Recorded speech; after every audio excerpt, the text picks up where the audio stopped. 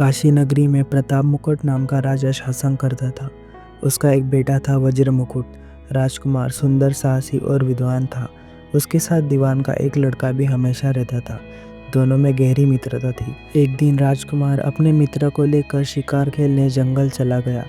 घूमते घूमते वे एक तालाब के पास पहुंचे। तालाब का दृश्य मनमोहक था।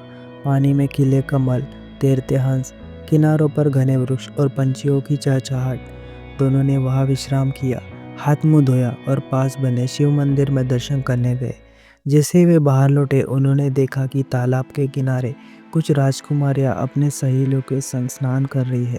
उनमें से एक को देखते ही राजकुमार मोहित हो गया। राजकुमारी ने भी उसकी ओर देखा और फिर अपने जूड़े से एक कमल का फूल निकालकर कुछ संकेत दिए। उसने फूल को कान से लगाया, दांत से कुतरा, पैरों तले दबाया और अंत में छाती से लगाया।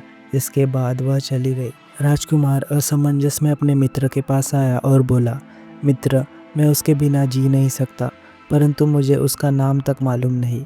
दीवान का बेटा मुस्कुराया और कहा, राजकुमार, उसने सब बता दिया है। फूल को कान को लगाया, इसका अर्थ है वह कर्नाटक की रहने वाली है। दांत से कुतरा, मतलब वह दंतबाट राजा की बेटी है। पैरों से दबाया, यानी उसका नाम पद्मावती है। और छाती से लगाया, इसका अर्थ है तुम उसके दिल में बस गए हो। राजकुमार यह सुनकर हर्षित हुआ और बोला, चलो कर्नाटक चलते हैं। दोनों कई दिनों तक की यात्रा के बाद कर्नाटक पहुँचे। महल के पास उन्हें एक बुढ़िया मिली जो चरखा काट रही थी। दोनों ने सौदागर बनकर उससे निवेदन किया, हमें ठहरने की जगह चाहिए। बुढ़िया ने स्नेहवश उन्हें घर में जगह दे दी। बातचीत में पता चला कि वह पहले राजकुमारी पद्मावती की दाई थी। राजकुमार ने बुढ़िया को धन देकर कहा, कल जब राजमहल जाओ तो राजकुमारी से कहना, जेठ शुक्ल पंचमी को तालाब पर मिलने वाला राजकुमार यहाँ आ गया है। अगले दिन बुढ़िया ने जब यह संदेश राजकुमारी को दिया तो उसने क्रोध में चंदन से सनी उंगलियां उसके गाल पर तमाचा मार दिया और भगा दिया। बुढ़िया लौटकर सब हाल सुनाई। राजकुमार उदास हो गया। तब मित्र ने समझाया, उसने 10 उंगलियों पर चंदन लगाया था। इसका अर्थ है 10 रातें चांदने की है। उनके बीतने पर अंधेरी रात को वह मिलेगी। 10 दिन बाद बुढ़िया फिर महल गई। इस बार राजकुमारी ने केसर में 3 उंगलियां डुबोकर उसके मुंह पर मारी और भगा दिया। मित्र ने समझाया, इसका मतलब है कि राजकुमारी मासिक धर्म में है। 3 दिन बाद वह बुलाएगी। 3 दिन बाद बुढ़िया पहुंची तो राजकुमारी ने उसे पश्चिम की खिड़की से बाहर निकाल दिया। यह साफ संकेत था कि रात को उसी राह से आना। रात को राजकुमार बुढ़िया का भेष बनाया, इत्र लगाया और हथियार लेकर पश्चिमी खिड़की से महल में पहुंचा। राजकुमारी वहां उसका इंतजार कर रही थी। दोनों आनंद पूर्वक साथ रहने लगे। कई रातें इसी प्रकार बीत गई। एक दिन राजकुमार को अपने मित्र की याद आई।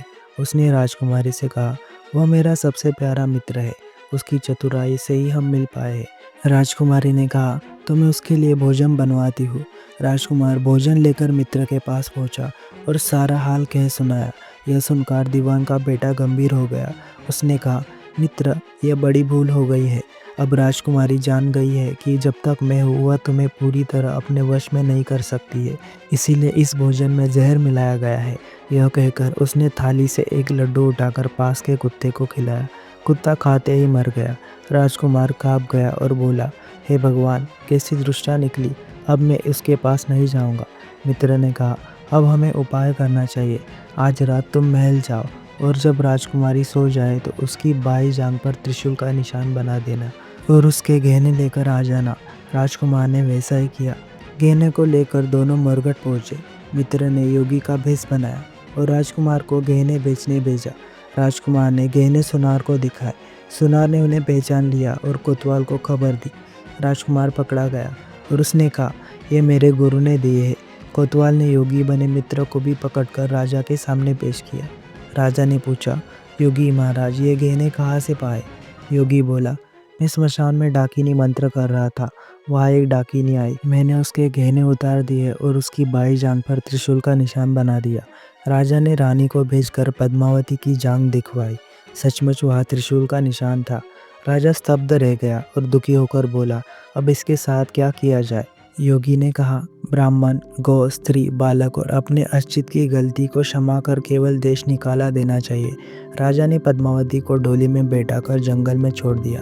राजकुमार और उसका मित्र वहाँ पहले से ताक में थे। वे राजकुमारी को लेकर अपने नगर लौट गए और सुखपूर्वक रहने लगे। इतना कहकर बेताल बोला, राजन, अब बताओ पाप किसको लगा? राजा विक्रमादित्य ने उत्तर दिया, पाप राजा को लगा। दीवान के बेटे ने अपने स्वामी का काम किया। कोतवाल ने आदेश मानकर अपना कर्तव्य निभाया। राजकुमार ने अपना मनोरथ सिद्ध किया, परंतु राजा ने बिना उचित विचार किए अपनी पुत्री को देश निकाला दे दिया। अंततः पाप उसी को लगा। उत्तर सुनते ही बेताल फिर पेड़ पर जाकर लटक गया। विक्रमादित्य ने उसे उतार दिया और फिर से वह पुनः आगे चल पड़े।